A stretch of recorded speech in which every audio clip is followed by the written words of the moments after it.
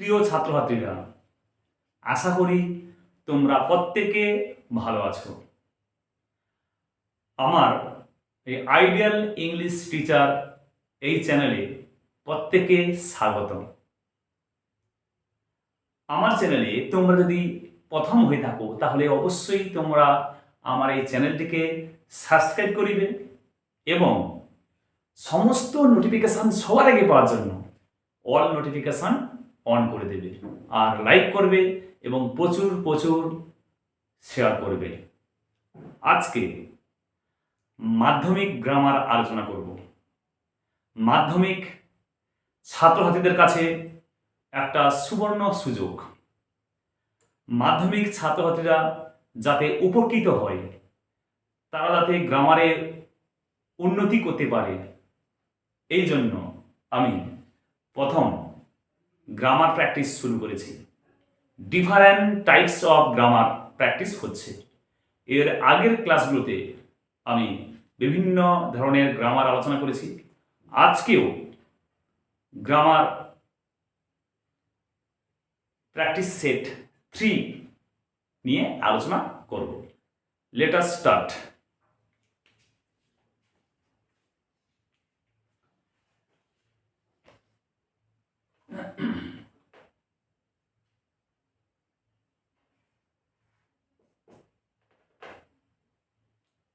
মাধ্যমিক English grammar practice. Clear? মাধ্যমিক English grammar practice.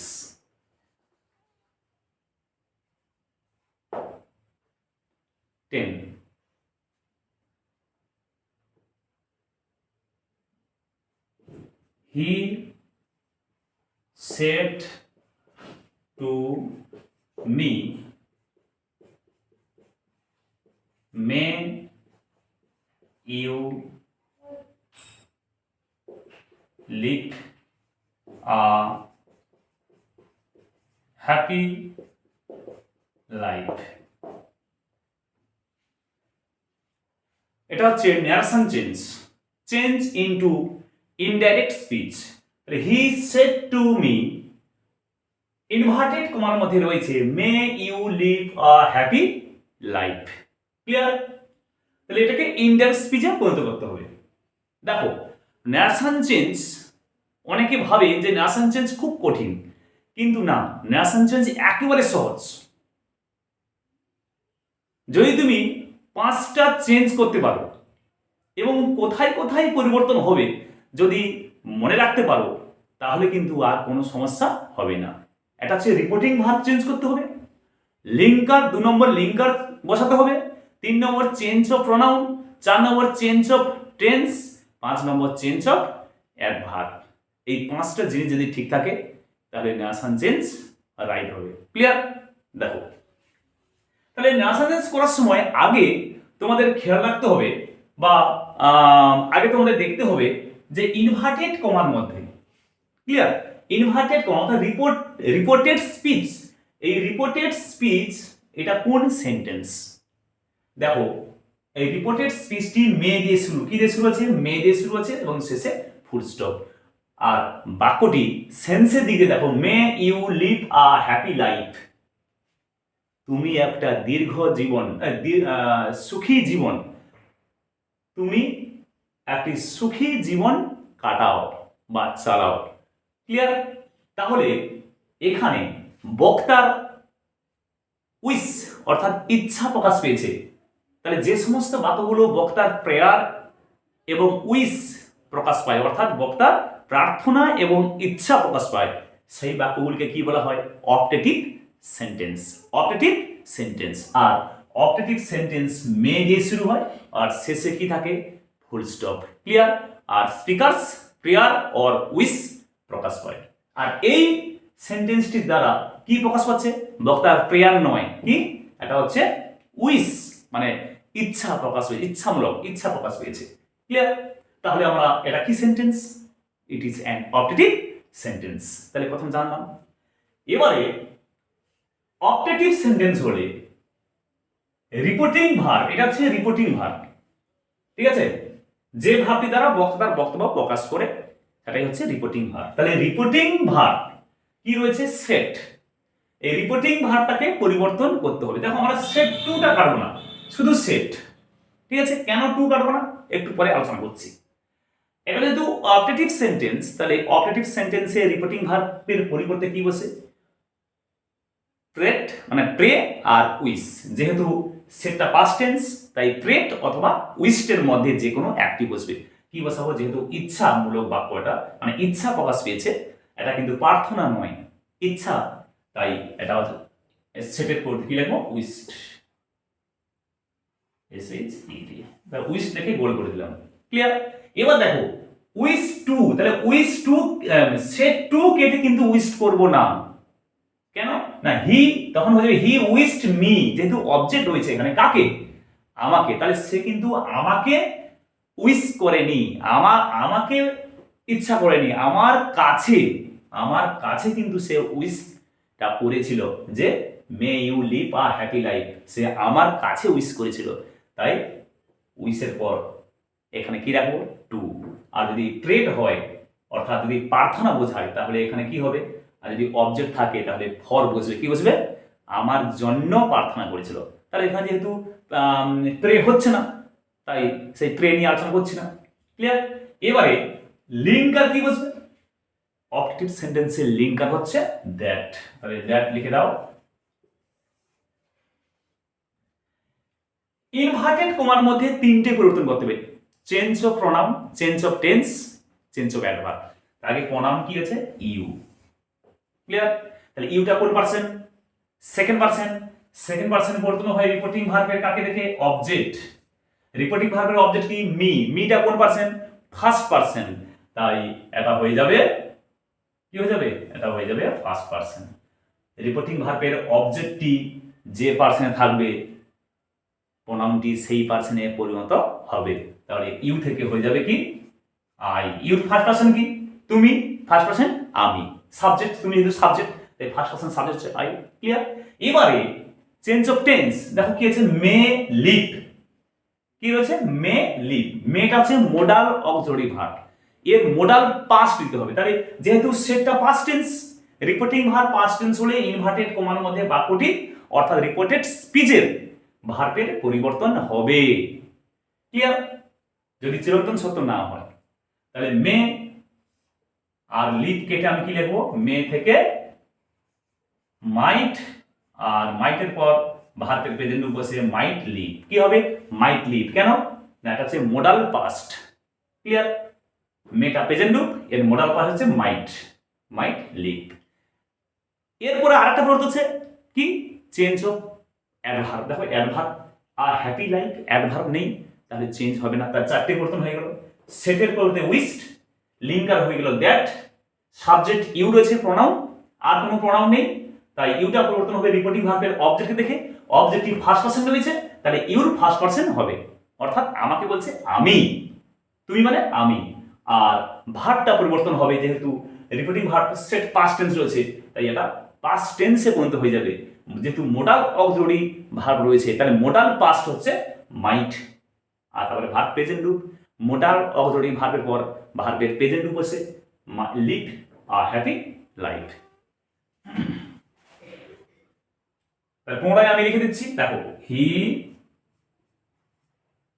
Wished to me. দেখো সেটের পরে কি হলো? উইশড। আমার কাছে উইশড করেছিল, এই কারণে আমি কি দিয়েছি? To me. লিঙ্কার কি হবে? দ্যাট। দ্যাটের পর কি বসবে? লিঙ্কারের পর সাবজেক্ট বসে। দেখো এই সাবজেক্ট আনতে হবে আই, তারপরে কিছু ভার্ব মাইট, মাইটের পর ভার্ব প্রেজেন্ট রূপ live a happy life. Clear? He wish to me, সে আমার কাছে ইচ্ছা প্রকাশ করেছিল, দ্যাট যে আই মাইট লিভ, আমি যেন চালনা করি আ হ্যাপি লাইফ, একটা সুখী জীবন কাটাতে পারি বা চালাতে পারি। ক্লিয়ার? এবং শেষে ফুল স্টপ বসবে। নেক্সট, triumph, triumph,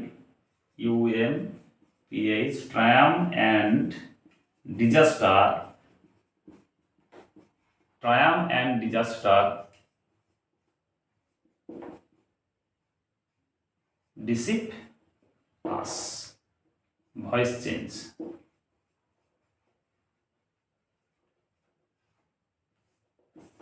দেখো triumph and disaster deceive us, clear? এটাকে কি করতে হবে? ভয়েস চেঞ্জ করতে হবে। দেখো কত সহজে আমরা ভয়েস চেঞ্জ করতে পারছি। আগে এর অর্থটা আলোচনা করবো। ট্রায়াম্ফ মানে কি? জয়। ট্রায়াম্ফ মানে জয়। অ্যান্ড ডিজাস্টার, ডিজাস্টার মানে কি? পরাজয়। জয় ঠিক বিপরীত।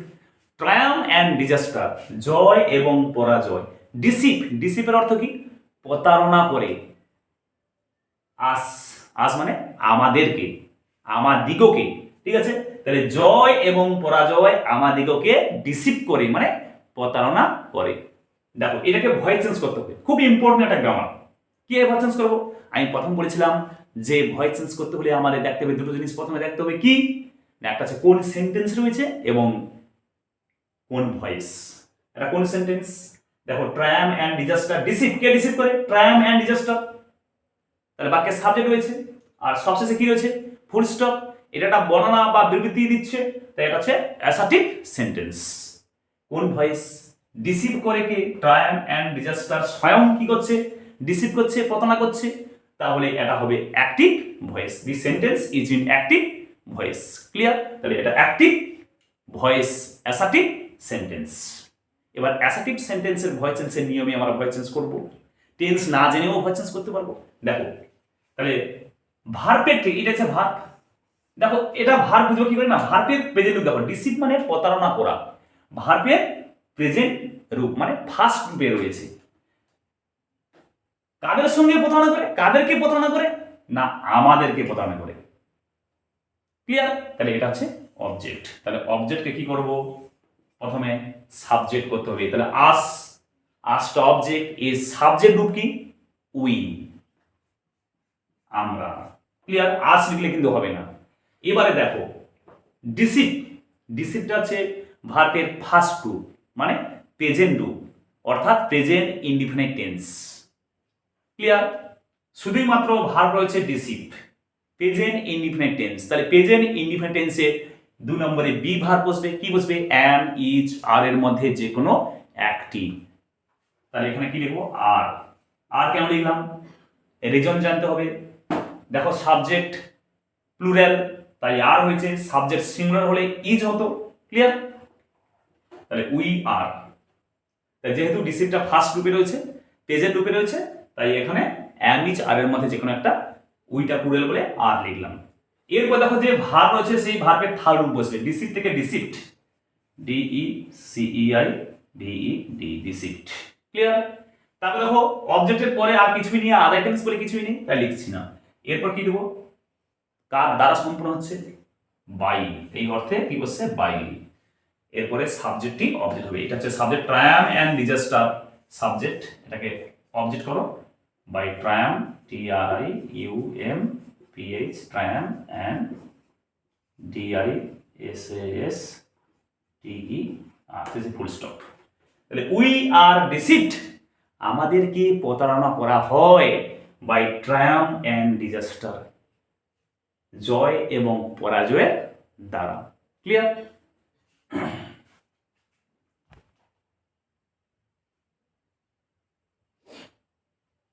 নেক্সট, এরপরে আমরা রাইট কারেক্ট ফেজাল ভার্ব। তাহলে ফেজাল ভার্ব করব। দেখো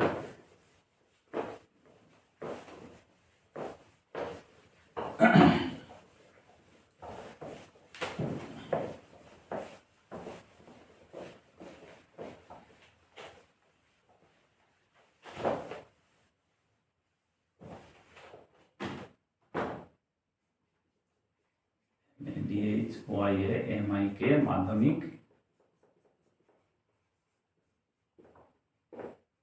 ইংলিশ গ্রামার প্র্যাকটিস। দেখো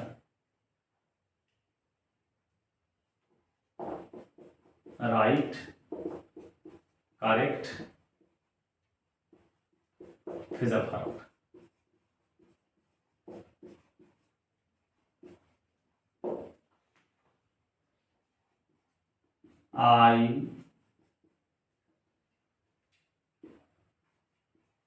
I'll surely examine the matter.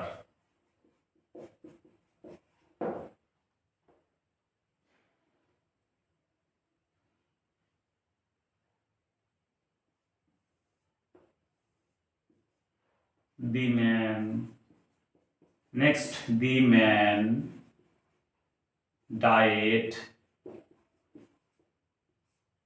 underline last night.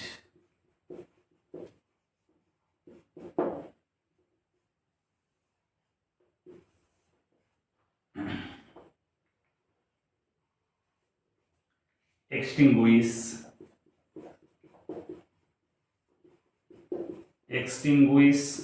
the lamp, the burning lamp.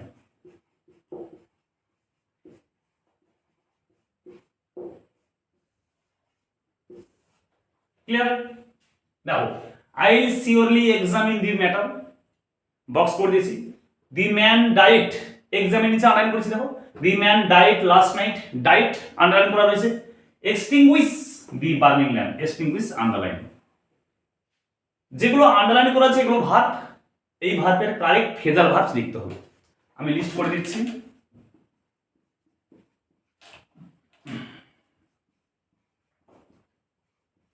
Put out, put on,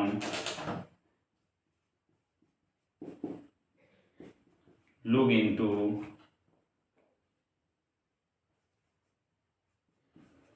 call up,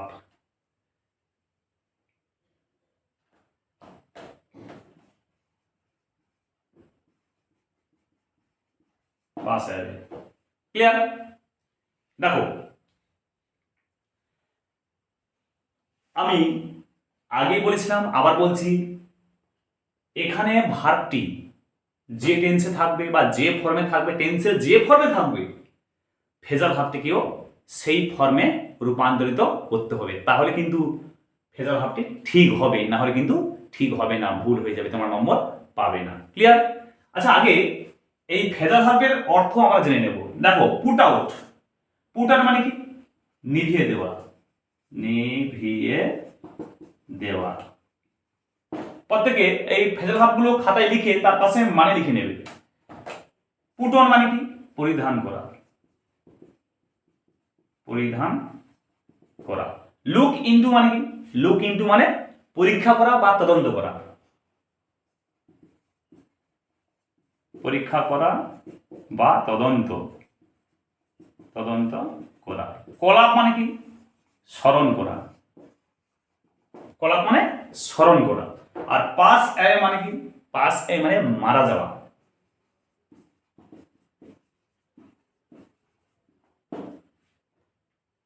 clear? দেখো, তাহলে এবারে খুব সহজে আমরা এই ভার্বগুলির ফেজার ভার্ব বসাতে পারবো। এক্সামিন, দেখো, I will surely examine the matter, আমি নিশ্চয়ই পরীক্ষা করবো বা তদন্ত করবো। দি ম্যাটার মানে বিষয়টিকে আমি অবশ্যই পরীক্ষা করবো বা তদন্ত করব। তাহলে এক্সামিন, এক্সামিনটা ভার্বের কোন ফর্মে রয়েছে? এক্সামিনটা ভার্বের প্রেজেন্ট ফর্মে রয়েছে। ঠিক আছে, first form of the verb. তাহলে এর যে ফেজার ভার্বটা হবে তার কিন্তু ফার্স্ট ফর্ম বসবে। তাহলে পরীক্ষা করা ইংরেজি কি দেখো? পরীক্ষা করা বা তদন্ত করা, লুক ইনটু। তাহলে লুক ইনটুই বসবে, কোনো চেঞ্জ হবে না। L double O K, look into INTO। Clear? The man died last night, died, দেখো ডাই থেকে পাস্ট টু, ভার্বের পাস্ট টু মানে সেকেন্ড টু বেরোচ্ছে ডায়েট। তাহলে এর যে ফেজার ভার্বটা হবে তার পাস্ট টু লিখতে হবে। ডায়েট মানে মারা গিয়েছিল। দেখো, পাস অ্যাওয়ে মানে মারা যাওয়া। তাহলে পাস অ্যাওয়ে এর পাস্ট টু কি হবে? Passed away, PASSED, passed away. Clear? Next, extinguish the burning lamp. Extinguish মানে কি? নিভিয়ে দেওয়া। এক্সটিংগুইশ মানে নিভিয়ে দাও, দি বার্লিং ল্যাম্প, জ্বলন্ত আলোটি বা প্রদীপটি কি করো, নিভিয়ে দাও। তাহলে নিভিয়ে দেওয়া ইংরেজি কি দেখো, পুট আউট। পুট আউট মানে কি, নিভিয়ে দেওয়া। তাহলে এটা এক্সটিংগুইশটা কোন রূপে রয়েছে, ভার্বের ফার্স্ট রূপ, যেহেতু ইম্পারেটিভ সেন্টেন্স, আর ইম্পারেটিভ সেন্টেন্স ভার্বের ফার্স্ট রূপ দিয়ে শুরু হয়, তাই এখানে হবে পুট আউট। দেখো কত সহজে কিন্তু আমরা ফ্রেজাল ভার্ব করতে পারলাম। তাহলে এক্সামিন ভার্ব প্রেজেন্ট রূপ, লুক ইনটু ভার্ব প্রেজেন্ট রূপ। ক্লিয়ার? ডায়েট মারা গিয়েছিল, ভার্বের পাস্ট রূপ রয়েছে, এর ফ্রেজাল ভার্ব হচ্ছে পাস্ট অ্যাওয়ে। দেখো পাস্টের সঙ্গে এর যোগ করলাম, পাস্ট অ্যাওয়ে, মারা গিয়েছিল। এক্সটিংগুইশ নিভিয়ে দেওয়া, ভার্ব প্রেজেন্ট রূপে রয়েছে, আর নিভিয়ে দেওয়া ফ্রেজাল ভার্ব কি হবে, পুট আউট মানে নিভিয়ে দেওয়া। আর দুটো কিন্তু হলো না, পুট অন মানে পরিধান করা, এরকম কোনো ইংলিশ ভার্ব কিন্তু এখানে দেয়নি। স্কল আপ মানে কি, স্মরণ করা, এখানে হচ্ছে না। তাহলে এই দুটো ফ্রেজাল ভার্ব কিন্তু পড়ে থাকবে। ক্লিয়ার? তাহলে আজকে এই পর্যন্ত। এর পরের দিন পরবর্তী গ্রামার প্র্যাকটিস করব।